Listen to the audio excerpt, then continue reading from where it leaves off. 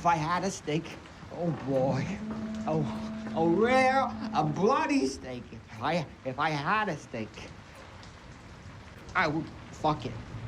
Once again, I'm too nervous to record my own audio, so I went ahead and got it narrated. Oops! Look, I like steak as much as the next guy. A nice filling meal that can be eaten by itself or used as an ingredient to elevate other creations. But people take their love for it too far. Some people seem to conflate liking steak with having a personality. You ever get an ad for a recipe involving beef? Or any post with a picture of beef in it? Go into the comments section. I dare you. There will be a concerning amount of people with terrible hairlines, patchy beards, and rotten teeth saying it's overcooked. It can be the rarest piece of cow since the 2005 Back at the Barnyard teaser trailer, yet there will always be these psychos foaming at the mouth about how they'd like it to be less cooked, and how it's such a waste. Bonus points if they say something about their masculinity or evolutionary path. Once they hear or see steak, the neurons activate. A Jimmy Neutron brain blast. They have to push the only personality trait passed down from their father to the maximum. It's the horseshoe theory, the equal opposite to loud veganism that's just as annoying. Now, before you think I'm talking about you, there's nothing wrong with preferring steak on the rare side. You can eat it raw or burnt for all I care. No, I'm talking about a very specific, overbearing and preachy type of person. If you just enjoy it a certain way, you're fine. I'll pull up some examples so you get an idea of what I'm talking about. Here's a good one. A guy posting his nice, what appears to be medium rare steak dinner. Got Elden Ring in the back. Looks like he's gonna have a nice night. You scroll down and what do you see? Man don't know how to cook a steak. He overcooked it in no sear. Here's a real steak. Wouldn't give it to the dog. That steak is cooked too much. I like mine's rare with blood dripping out of it. That's the best way to have it. It satisfies the animal in me. This is known in criminal psychology as the skillet technique, in which the suspect will attempt to convey that they have a monstrous or animalistic side to them. This is because masculinity is often associated with primal traits, or a lack of first world comforts. From the outside, the irony is clear. A person leaving a Facebook comment likely does not have an animalistic nature, as the internet is a luxury only afforded to humans. Probably better not to breed the animal in the first place. You get the idea. I think the best thing to compare it to is like those biker dad shirts. You know, the ones with the goofy looking skulls and fonts. The mentality that you are the alpha male pack leader, displayed proudly on your graphic tees in your iPhone case with a pop stand. But it's not just steak. There's a strange subculture of people online who try to make their preference into some objective and correct standard.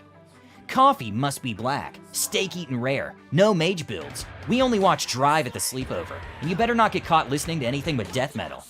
Your opinion doesn't matter because you like blank food a certain way that wouldn't get you upvotes on r/dipping tobacco. These are the same people who cry when you confront them about their aversion to eating the crust of their pizza, like their children. It's the worst part. There's no flavor. It's meant to be the handle. Bro, really? Do you still take the crust off your sandwiches? Skip your veggies? Oh, yeah, I guess that makes sense. I'm fine with being picky, but don't act so big and tough when somebody else does it. The common thing I find online, at least with steaks, is that having it rare seems to have some level of prestige attached to it. But would an alpha male feeding the beast within be so pompous? I think people who are obsessed with giving input on others' choices are incredibly insecure and need to reflect on themselves a bit. Well, today, I'll be making something positive out of it all. I have a goal that I've spent countless months training for. I woke up at 9 a.m. every single day honing my skills for this. I'm going to attempt the world's first steak eater any percent speedrun. You may be asking, Sivo, what the heck is a steak eater speedrun? Well, you go onto Facebook and search the word steak. Find any recipe and go into the comments looking for any temperature-based critique or complaint related to how the steak is cooked. The second you find one, you stop the timer. This run category does not have any history. I can only assume those who have attempted it were scared to log their results online. But I am no coward. So let's break this run down. There are a lot of techniques you may not have picked up on, so allow me to explain them. The first thing I do before even starting the timer is prep my search. This is a technique known as steaky skip, or in small circles you may hear it referred to as Control-V. Essentially what you're doing is having the word steak already in your clipboard, so that you can cut down the seconds it would take to type out the whole word. This is very useful, as it provides a consistent and reliable start to the run. Something that helps if you're having trouble getting your time down is taking the extra second to click posts instead of having it set to all. This will ensure that you don't get stun locked by groups or restaurant pages. The next thing I do here is scroll through the results. I scroll past any thumbnails that have the steak pictured before cooking, as there's a chance this may be an advertisement for the raw product, and it's better to look for a thumbnail after it's been cooked. People like to critique the finished product, and while a raw thumbnail may end with a cooked product, it's safer to assume the commenters will react more if the end product is shown without them having to watch the full video. They need that extra time to comment.